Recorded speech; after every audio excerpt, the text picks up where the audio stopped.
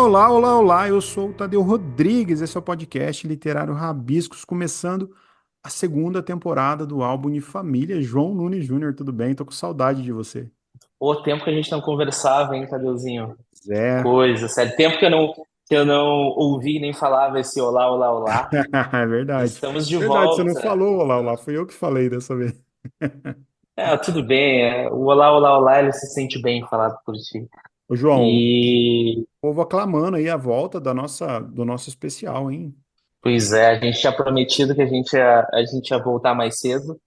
Demoramos um pouco, mas valeu a pena. A gente vai Valeu a começar pena. essa segunda temporada com um nome que admiramos muito e que tem uma trajetória que vai contribuir muito assim para esse mapa de lembranças que a gente tenta fazer, que acaba sendo um mapa de lembranças pessoais de quem a gente entrevista e com quem a gente conversa, mas que acaba sendo também um mapeamento da própria cultura brasileira, né? Eu acho que o que vale é isso no final das contas, né? Quem tá chegando aqui no Rabiscos agora, caindo de paraquedas, a gente tá com esse especial, álbum de lembranças, que a gente já ouviu a Ana Zepa, o Rodrigo Casarim, o Jefferson Tenório e o Zé Faleiro na primeira temporada. Então vão ser mais 4 episódios, fica ligado aí com a gente, que a gente vai fazer um trabalho de documental mesmo, que é a ideia do especial. E estamos com nomes bem bacanas para essa segunda temporada.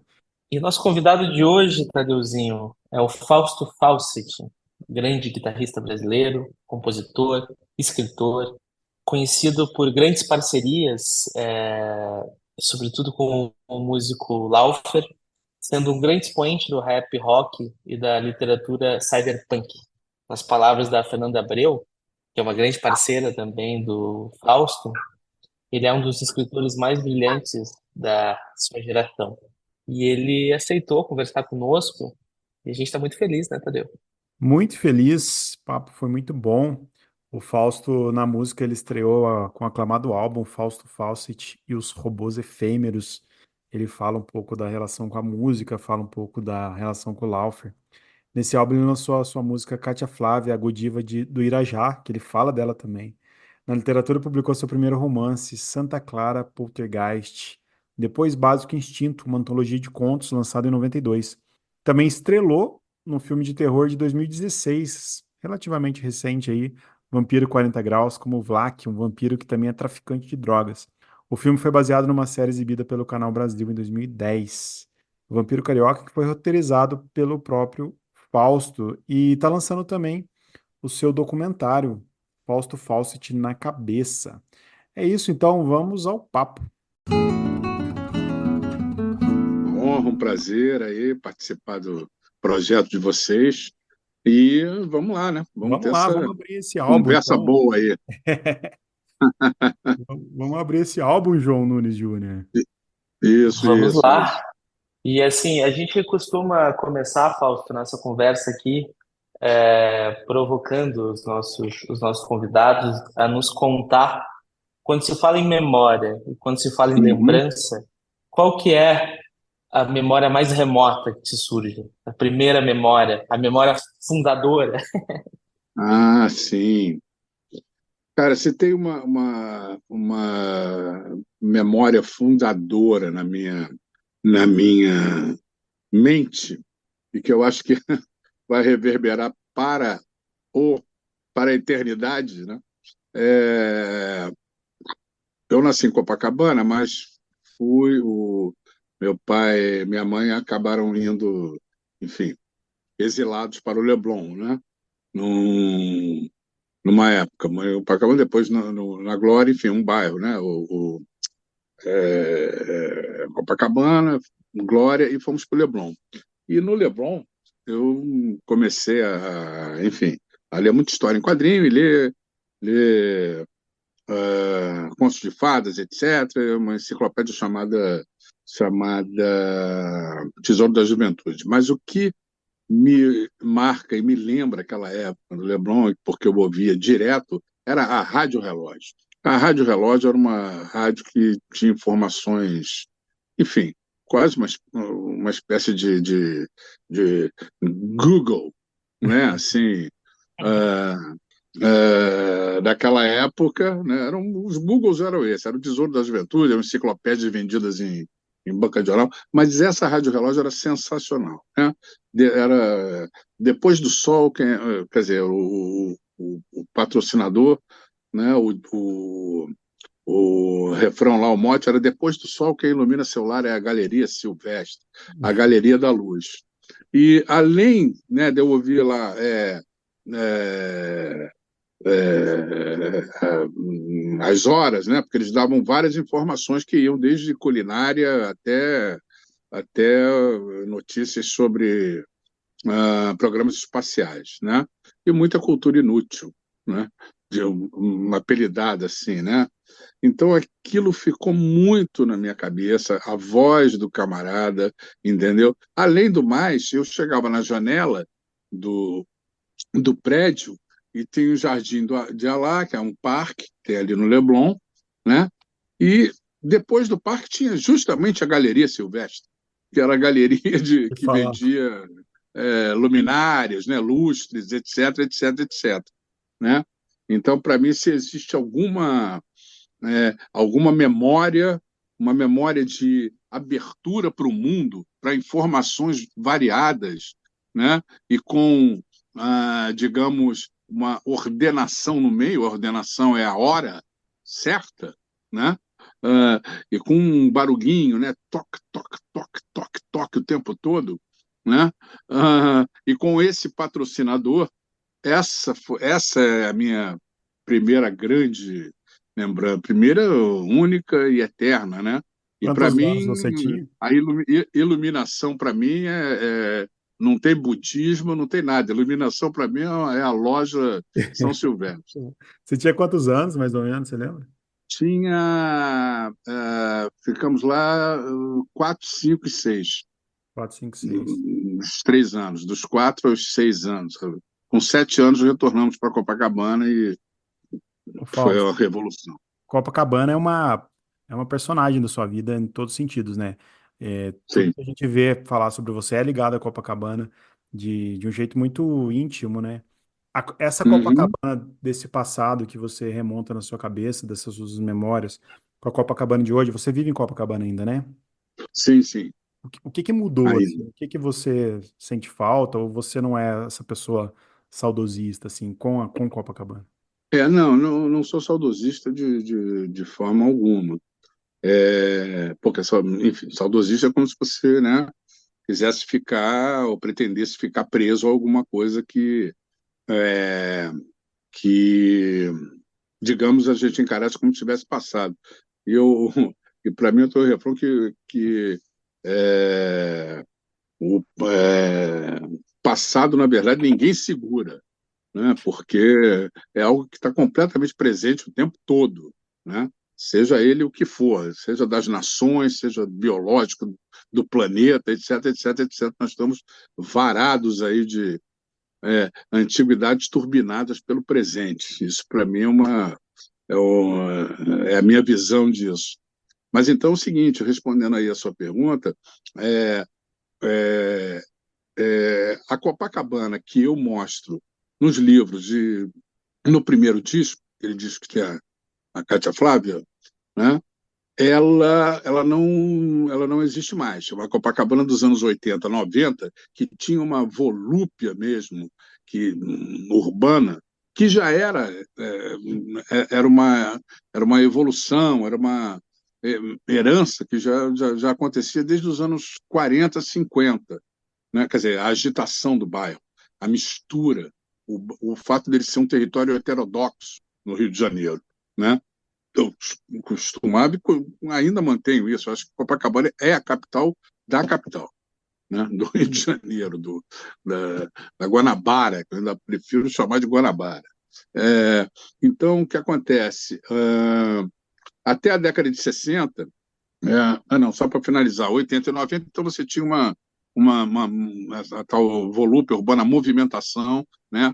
Uma camelotagem tomando conta do bairro, era uma Índia gigantesca, misturada com uma China gigantesca também, né? De produtos e bugigangas, todo uma que eu costumo brincar, né? Tem a faixa de Gaza, nossa conturbada faixa de Gaza, mas Copacabana tinha a faixa de gozo, né? Que ela ia, ela ia da Princesa Isabel, enfim, de um lugar aqui, né, da Princesa Isabel, onde tinha um hotel, agora é o Hotel Hilton, mas era o Hotel Meridian, famoso, porque caiu uma cascata de luzes lá no Réveillon, etc. E até o Autumn Palace. Ali você tinha a oferta que você quisesse, né, de sexo, além das boates todas, entendeu? Então, você tinha esse lance comercial, o lance imobiliário, em 4 quilômetros, uma concentração imobiliária, consequentemente, você tinha, e para mim isso era importante, observação, muitas clínicas, muitas lojas com ferramentas, isso para me fazer uma referência à cibernética, mas uma cibernética funk, né? Falam de cyberpunk, mas na verdade estão mais para cyberfunk, né? Ou cyberfuck também, né? Então você tem aquela das gambiarras, dos fundos de clínicas, etc, etc, né? Isso no contexto fora a praia, uma praia urbana que das mais belas, se não a mais bela, né? Com todas as suas confusões, óbvio, um bairro cheio de convulsão e confusão. Então esta Copacabana, ela chegou meio que no auge nessa época. Você chegava ali no verão da década de 80, começo de 90, você não conseguia andar na rua, né? Quer dizer, na Avenida Atlântica e tal, tanto turista. Era incrível, era um réveillon assim, todos os dias, praticamente. Então, isso foi principalmente a partir da virada do milênio, né? Enfim, principalmente a querida faixa de gozo, ela se tornou virtual, né? Então ela virou Xvideo, virou OnlyFans agora, virou não sei o quê, não sei o quê, não sei o quê, não sei o quê, né? Então o comércio aí de prazer transformou-se, né? Que era um charme bem presente. Mas tinha então essas concentrações todas, elas foram dando uma diminuída, né? Nesses últimos 20 anos. Foi encaretando. Mas eu não diria encaretando, bem também é, mostrando o termômetro da cidade. E a cidade ela tem um aspecto, ela tem um, enfim, uma característica de sobrevivência o tempo todo, porque ela tem dois, três aspectos, né, que são também, continua sendo o retrato do Brasil, não é a capital há muito tempo, mas continua sendo uma coisa de um tambor e de uma janela para o Brasil. Então, você pega assim, o Brasil tem 88 facções criminosas, né? No Rio isso acontece de forma explícita, né? Já foi um tumor, enfim, social, criminal dentro da cidade, agora e a cidade ali cercando aquele tumor. Agora não. A cidade, ou certas partes, muitas partes da cidade, estão cercadas por esse tumor, né? É o contrário, é uma cidade dentro de facções, né? Aí você tem, claro, aí São Paulo de um jeito, Nordeste de outro, então está ali presente, né? Isso obviamente já existia, ligado ao jogo do bicho, um negócio menos, um pouco mais sorrateiro. Agora é pau para todo lado. Você não tem mais bandido romântico, aquele bandido, é tudo em ritmo industrial, né? Tudo meio assim. Então, esses anos 80, 90, de sexo, de criminalidade, de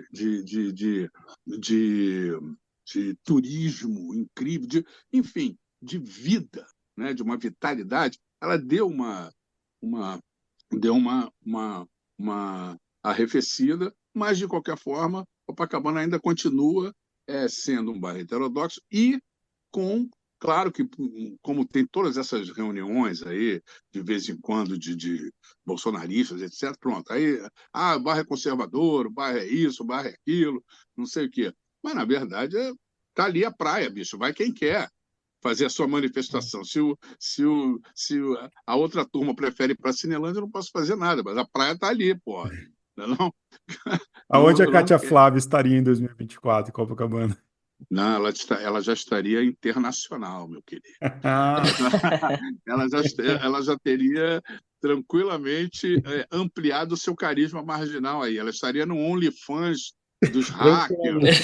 os OnlyFans do PCC, a Putin, entendeu? Ela estaria com muita gente na mão dela e o corpinho dela estaria um corpinho jurídico, cheio de estantes Sensacional. com segredos, entendeu? Então, a Cátia Flávia, pô, a Cátia Flávia é o, como é que é? A musa financeira, mas ao mesmo tempo marginal e super estrutural, digamos assim. Teria rompido todas as E barreiras. eu, João, Isso, e eu, e eu estive os últimos 10 dias hospedado na Barata Ribeiro. sim. Então, eu fiquei 10 dias vivendo essa realidade de Copacabana. E eu acho que uma das coisas que mais me pega é justamente esse bairro que vive um clima de cidade e a gente vai caminhando por aquelas ruas e tem uma cidade pulsando e uma cidade bastante diversa. E aí você entra pelas ruas e sai na praia, aquele deslumbramento de beleza, né? Então Isso, isso. Dá uma é uma vertigem. experiência, realmente.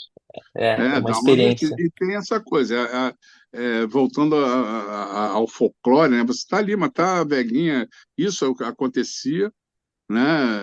É uma coisa que se perdeu um pouco, porque agora, ah, digamos, o cenário é, ah, social ganhou outra tendência, outras cores, mas era aquele negócio, você tinha a mulher do general entrando no elevador com um travesti, na boa, né? Então, né, ninguém se atacava, não tinha, havia essa democracia agressiva até, né? Isso é uma coisa que era bacana. Agora, quando eu falo que mudou, pois é porque você já não tem, né? Você tinha esse mercado de travesti, deve ter o OnlyFans, deve ter não sei o quê, mas foram inclusos, né? Ganharam outra, né, visibilidade que não apenas a erótica, né? Então você não vê tanto isso. Por esse fator que eu acho que é importante, né? Ganhar outra coisa. Mas é importante assinalar que o Brasil está ficando bem velho, não é verdade. isso? Idosos, ninguém sabe como é que vai acontecer. Portanto, Copacabana continua na vanguarda, é o lugar que tem mais idoso no Rio de Janeiro e no Brasil. Mais Continua a Brasília. vanguarda, é o neo-idoso, é a vanguarda de cabelo branco, meu querido. É, boa. E eu acho que tu viveu, Fausto, recentemente, algo que sempre me causa bastante curiosidade, que é como é assistir um documentário sobre a própria vida. As tuas memórias, de alguma forma, elas foram Sim, organizadas num documentário de sim, direção do Vitor Lopes, né, Tadeuzinho? sim, sim, sim. E eu gostaria de te perguntar como é essa sensação de ver, assim, né, de vivenciar tanto a produção de documentário depois de assistir o documentário. Sim. Na verdade, o que foi interessante, né, é porque, primeiro, eu já sou amigo do produtor, do Roberto Berlino, que tem a produtora TV Zero, que produziu, né, e do Vitor, há 30, mais de quase 40 anos, sou amigo dos dois. Então, também foi uma celebração dessa amizade, porque a gente, há uns 20 anos, quer fazer alguma coisa, enfim, com o meu trabalho, a partir das músicas, a partir dos livros, né? Chegou-se a ter fazer um rascunho de alguma coisa que se chamaria Copacabana Hong Kong, mas com personagens, não comigo, né? Os personagens dos contos, etc. Aí isso não rolou, etc. E passou um tempo, ali por 2015, 2016, voltamos a conversar, e aí o Roberto chamou o Vitor e disse, pô, vamos fazer, mas não vai ser um documentário nem chapa branca e nem do jeito que é feito, simplesmente uma porrada de gente falando bem ou falando mal, né? Só isso, né? Enfim, para mostrar quem estava próximo e, enfim, as verdades, ou seja lá o que for da pessoa. Não, vamos fazer alguma coisa mais de acordo com o que é apresentado na obra, o que é colocado filosoficamente, sensorialmente, sensualmente, né? E como tem no caso, a escrita, né? Ela é muito tem uma pegada muito cinematográfica, então isso, óbvio, o casamento é perfeito. Então, primeiro isso, né? Queríamos aproximar isso muito mais das sessões de filme rock, de ópera rock, entendeu? Da década de 70, 80, do que de qualquer outra coisa. É um dos coisas, né? Então é um documentário com uma pegada de rock progressivo, funk, etc. Né? Primeira coisa. E segundo, que é, eu entrei no documentário, né? Então era como se eu estivesse fazendo com ele um ele me filmando dentro da obra. Então, isso foi. Né? Então, ao mesmo tempo, como é que é se ver? Não, eu estava vendo um trabalho ali, que eu tinha acabado de fazer, e não exatamente a minha vida. Claro, no meio tem depoimento meu, estou falando de Copacabana, tem a Fernanda Abreu, tem o Lauper, tem gente que estava. Faz parte desse trabalho todo, Débora Coker, etc. Né? Mas é como se todos nós estivéssemos ali num show filmado. E nesse show filmado entravam imagens de arquivo, entendeu? É, imagens de Copacabana, etc, etc, entendeu? Tanto que no filme eu faço um painel, né? Eu pego um painel, faço uma colagem gigante e ali eu vou desenvolvendo enfim, falas, narrativas, e aí são, obviamente, foram editadas, não entrou tudo, foi 1 hora e meia de falação, entrou, obviamente, entraram 10 minutos, claro. Né? Mas então é isso. Né? Quando eu vi, meu Deus, eu estou me vendo, é como se fosse entendeu? Um, um, sabe, uma estátua, né? Que você está vendo estátua, pronto, aí acabou, já deu sua contribuição, não sei o quê, agora pega lá o seu fundo de garantia, o tempo artístico e não? Aí vai lá, não, tudo bem, a gente tem um barco aqui que vai te abandonar em algum oceano aí e tal. Então, então não tem essa perspectiva. Pelo contrário, a gente quer pegar mais material que não entrou, então vai ter uma continuidade. Agora É ele uma vai parte para 2 o aí. streaming, vai para o Canal Brasil, entendeu? Que Então legal. tem coisas que vão continuar. Aquilo ali, para mim, foi uma espécie de. Uma espécie, não, foi um trabalho, Uhum. entendeu? É isso aí. Muito bom. Ô, Fausto, quando você fala dessas suas memórias, você falou do rádio táxi de Copacabana, Rádio Relógio.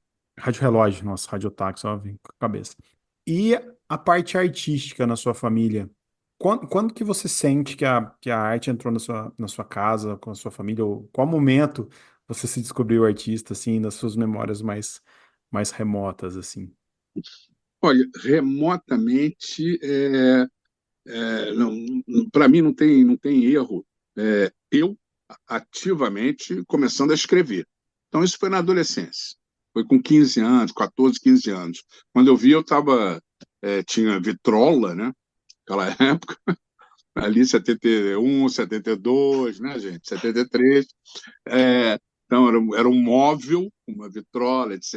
Você botava ali 2, 3 discos, eles caíam junto, vinis, né?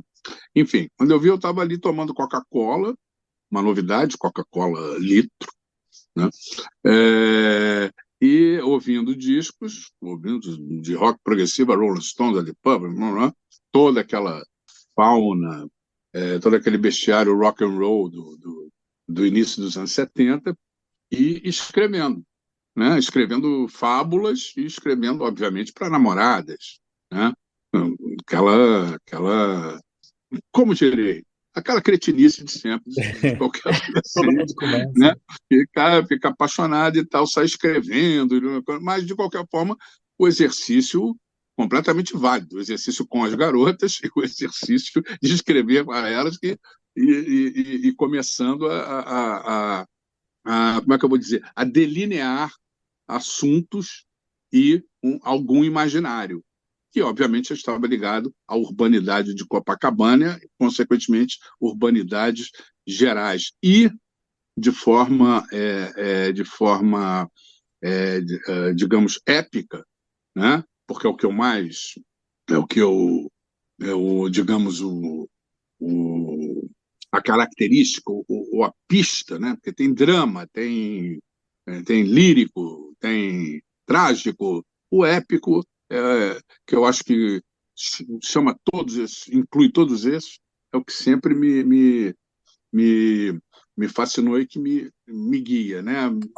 O primeiro deles, aí a gente pode entrar numa primeira, voltando lá para o Leblon, foi quando, além de todas as histórias em quadrinhos, etc., foi Os Doze Trabalhos de Hércules, do Monteiro Lobato. Olha Eu só. li ali enfim, tinha 6 anos, quando eu li isso. Claro que eu li no Tesouro da Juventude, tinha o Fausto, o Tesouro da Juventude era como uma rádio relógio, né? Ele Aham. tinha de tudo, né? Desde como fazer um guardanapo até as Sete Maravilhas da Antiguidade, não sei o quê, não sei o quê, não sei o quê. E tinha os clássicos literários, Cervantes, Alice no País das Maravilhas. Mas com 6 anos não dava. Eu sabia que tinha ali um Mefistófeles, etc. Ficava olhando aquele cara com meu nome. E caralho, meu nome tem um cara aqui estranhão que fica do lado desse Fausto aqui. Depois é que eu vi que é para a vida toda. Era pra mim. Aí o, A sua família era uma família você literária, vai assim? Você procurando. tinha Mas estímulo a literário? família, quer dizer, foi só essa pontuação que eu tive que fazer aqui. Mas não, minha mãe era funcionária pública e meu pai trabalhava com, com farmacêutica, né? Ele Tá. era. Mas os dois, meu pai tinha um interesse, tanto que ele abandonou depois de 20, 30 anos trabalhando, enfim, gerente, vendedor, gerente, não sei o quê, foi se dedicar a um lance místico. Ele virou meio um guru de uma rapaziada, né? Olha só. Numa instituição chamada IEV, né? Caramba. Então, ele era desse da passe, enfim, Olha só. entrou de vez na espiritualidade egípcia, ainda tinha essa coisa, cara, né? E Curioso. eu ali de Led Zeppelin, Black Sabbath, Rolling Stones, era uma pancadaria o tempo todo, porque eu achava tudo legal e tal, mas por um outro lado, né, meu irmão? Né? Sim. Porque para mim era espiritualidade é um negócio que dá e passa, né? Aí, pô, aí, mas eu tinha o fascínio, por quê? Porque, e aí a gente volta lá para os 15 anos, para o começo, para aquele negócio todo, o que vocês perguntaram, né? Então vou juntar as duas coisas. Ele tinha esse lado místico, ou pelo menos essa sensação, minha mãe também tinha, e minha mãe gostava de pintar, etc., mas era funcionária pública. Enfim, a sobrevivência, etc., ela não se dedicou a uma coisa, mas tinha um lado estético, de apuro, de ficar pintando, de brincar, de pegar, enfim, como é que é, porcelana, ficar pintando, essas coisinhas bem. Mas tinha ali uma coisa visual, um apuro, para, né? Agora, a coisa literária mesmo era comigo. Isso era eu e eu sozinho, né? No final das contas, né? Então, mas eu gostava nesse lado místico, justamente como se fosse uma coisa esotérica, e que isso ali em 72, 73, 74, isso é uma coisa muito presente na contracultura, né? Nas coisas. Você tinha o Raul Seixas e Paulo Coelho ali, e como era a Guerra Fria, como era a ditadura, né? Você tinha todo um clima de apocalipse misturado com cabaré, né? Vai explodir tudo? Foda-se, né? Mais ou menos como a gente está hoje, Mas essa que tá hoje. né? Misticismo voltando, né? Né? Tem muita coisa mística Né? hoje. Tá. O milenarismo, que é essa, essa vertente mística de que o mundo vai acabar e que manda, manda, Uhum. manda, Sim. volta e meia ela chega junto, em várias épocas, ela está de novo aqui porque ela está muito presente. Então, naquela época, era bem bem presente, ao mesmo tempo você tinha grupos muito importantes no Rio de Janeiro, aqui, você tinha em São Paulo também, em outros lugares do Brasil, mas aqui tinha o Asdrubal, trouxe o trombone, tinha o Dizzy Croquettes, Uhum. tinha Nuvem Cigana, né? Tinha os Novos Baianos, enfim, teve uma movimentação, apesar da barra pesada, né? Você tinha vários. Então, esse lance esotérico fazia parte disso, como uma grande crítica, né, Tá. ao mundo capitalista, isso e aquilo outro, o complexo militar. Então, era uma das vertentes, era esse lance esotérico e místico. Então, e tinha o grande seriado da primeira década, da primeira parte da década, foi Kung Fu, né? É. Que era o David Uhum. Carradine, era o cara, justamente o Riponga, mas, como bom seriado americano e que fez as nossas cabeças, ele era budista, ou Kung Fu, budista até a página 2, né? Entendi. Na hora que Era pisava no pé dele, é budista o caralho, é, sentava o cacete. João, Aí é isso.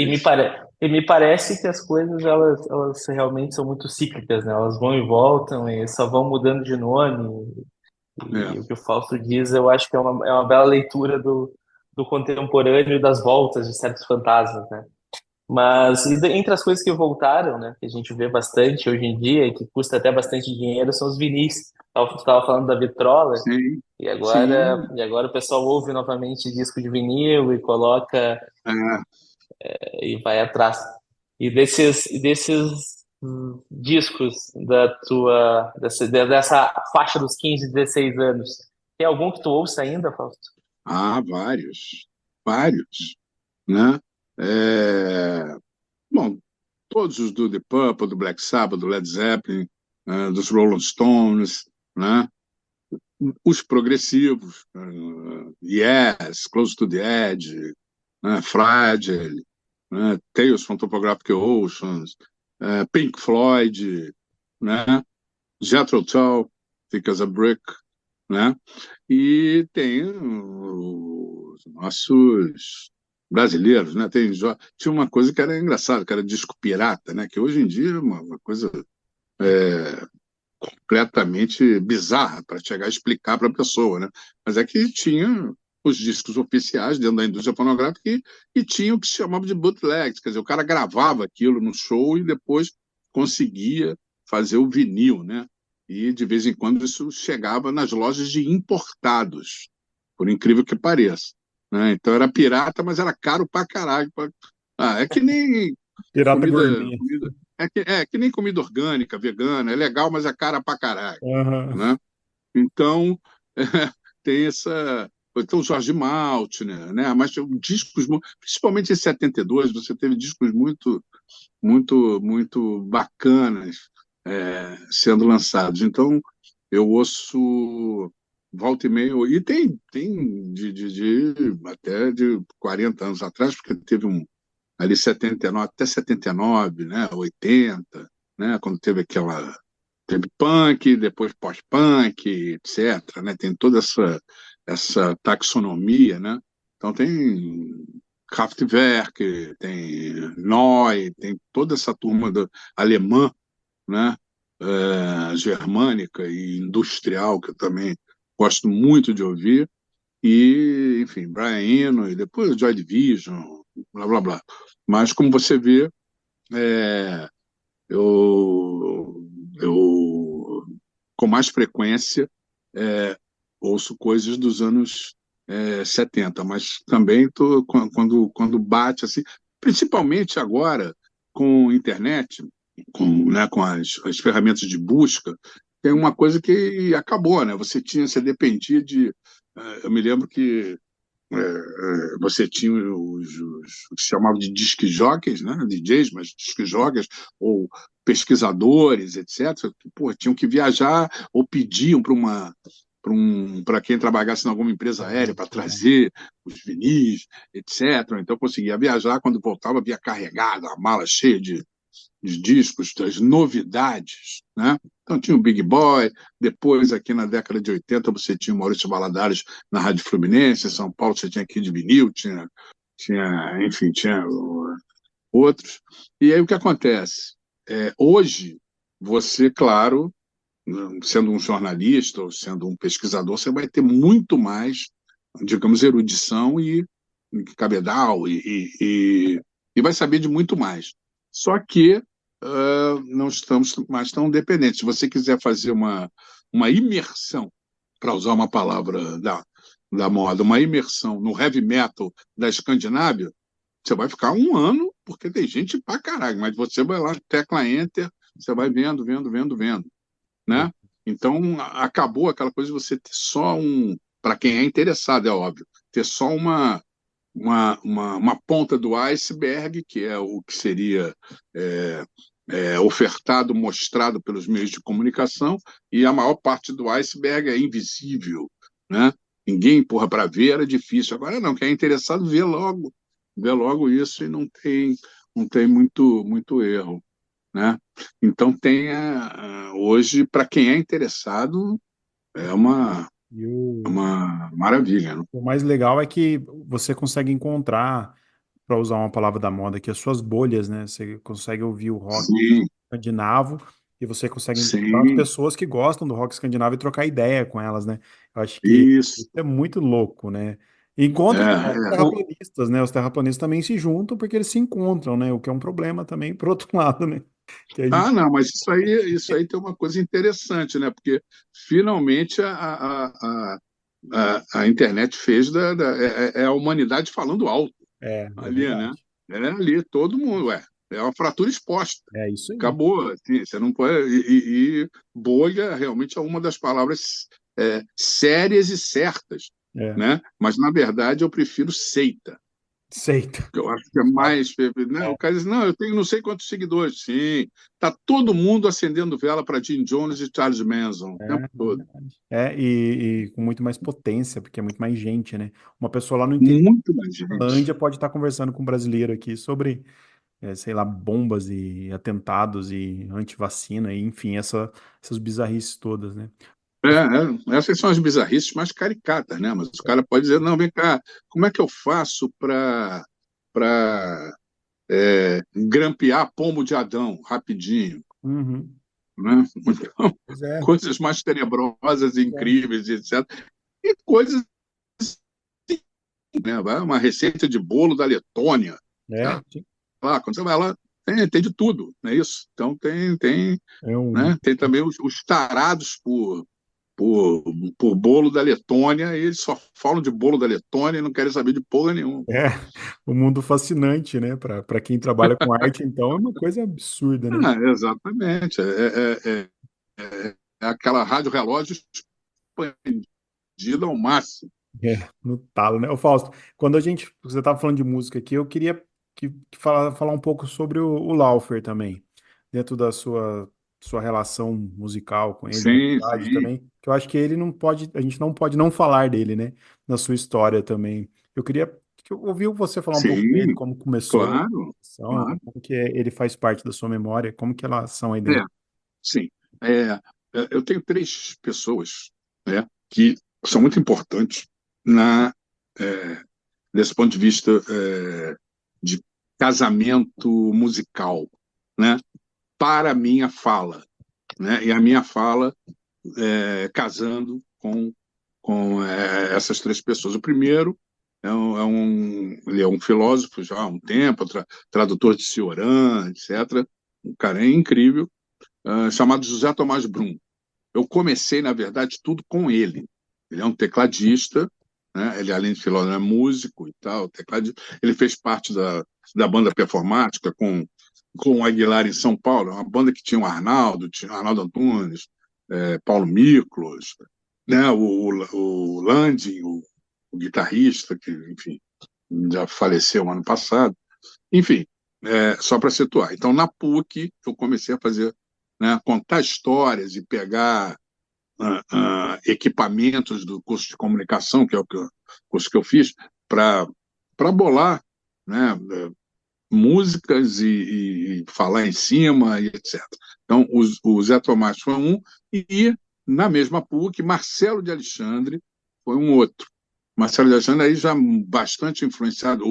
O Tomás era um teclado mais rock and roll, mais Elton John, etc. E ele mandava muito bem nisso. Ia de, de Leon Russell a, enfim, a Ray Charles e com composições dele também.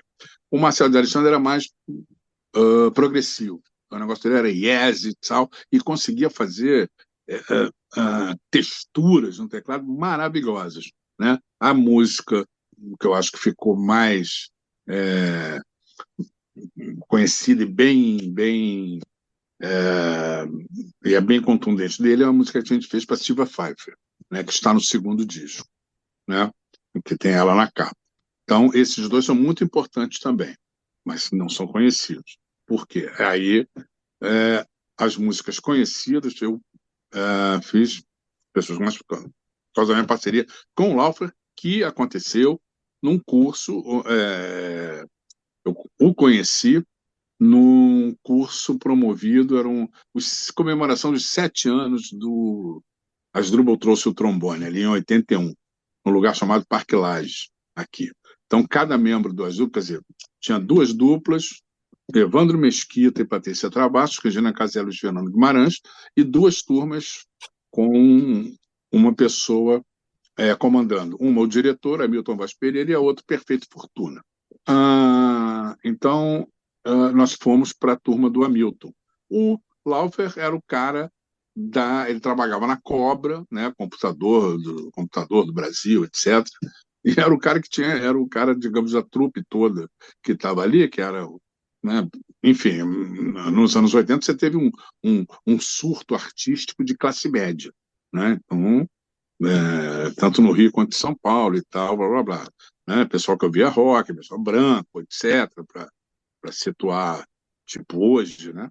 E ali, ele era o cara que, quer dizer, tinha aqueles que trabalhavam na Globo, né? Na turma tinha Lídia Bronde, tinha Fernanda Torres, né? E Ricardo Waddington, que depois virou diretor, etc. Mas, enfim, né? E o Laufer era o cara que trabalhava numa empresa e tal, blá, blá, blá, e tinha aquela uma mente maravilhosamente matemática, etc. Engenheiro, né? Chamava-se engenheiro eletrônico.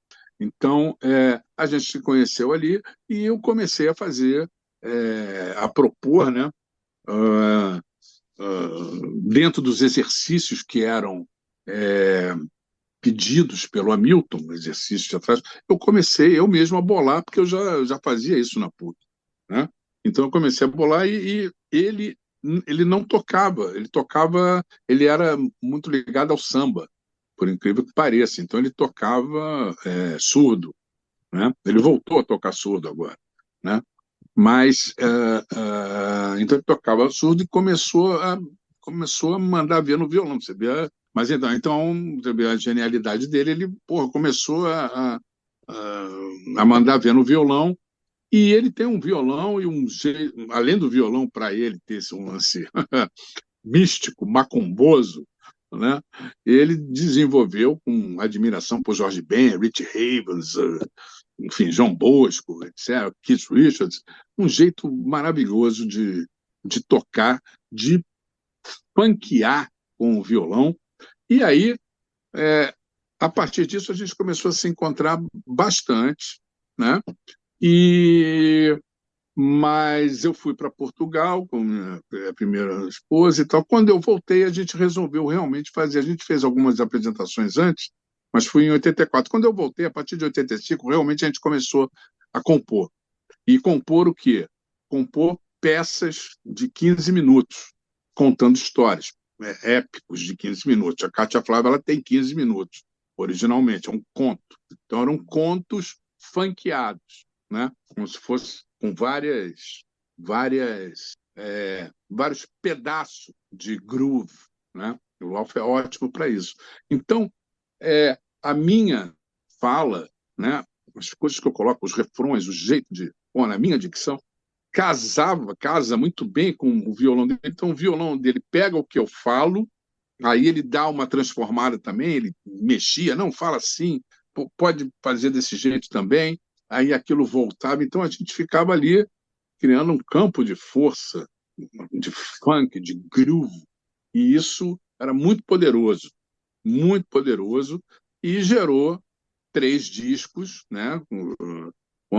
E gerou Cátia Fábia, gerou Rio 40 Graus, que é a ideia da Fernanda, né? O título e o mote, mas a música é do Laufer e outras tantas, para a Fernanda e para o Dado Villa-Lobos, quando ele resolveu fazer discos solo, fez 2, 3, o Laufer ficou uns 10 anos tocando com ele, tocando baixo, né? Mas então é importante por isso, por esse amálgama da minha fala e do violão dele, da batida dele, como a minha fala é influenciada pelo violão, como o violão dele vai sendo influenciado pelo que eu falo. Então, é uma parceria muito profícua e bem forte mesmo. Um casamento lindo, né? Encontros preciosos, né? Exatamente. Encontros E no meio disso preciosos da tudo trajetória. tem a Fernanda, né?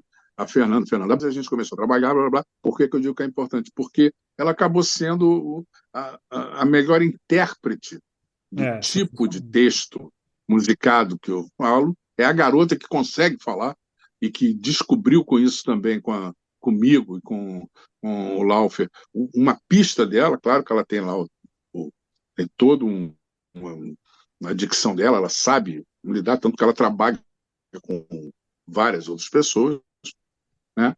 Mas ela é, digamos, a minha intérprete, para usar uma expressão, e eu sou o intérprete das ideias dela, porque dentro porque na feitura dos discos e dos trabalhos, entendeu? Então é uma outra pessoa importante. Tem o Sérgio Meckler também, que é o cara com o qual eu colei para fazer vídeos, é o cara das imagens, que sempre acompanhou a gente também, né? Então, essas 3 pessoas acabaram sendo, digamos que, o núcleo duro do que eu chamo de robôs efêmeros. Nossa, Né? muito legal, porque a Fernanda Abreu, de fato, ela é muito ligada a você, assim, a gente procura, a gente vai ouvir falar de você, a gente ouve também da Fernanda Abreu, né? Essa voz, o jeito que ela Isso, interpreta é muito bacana e parece que é todas essas linhas se cruzando, assim. João, a gente isso, vai para a exatamente. finalização, João? Eu, eu acho que se a gente estivesse no Jô Soares, Tadeu, a gente ia falar que ia para finalização e o público ia dizer, Ah, sem vai dúvida ficar muito nenhuma. gostoso de ouvir Pô, o Fausto tá falar. ótimo o papo, pô.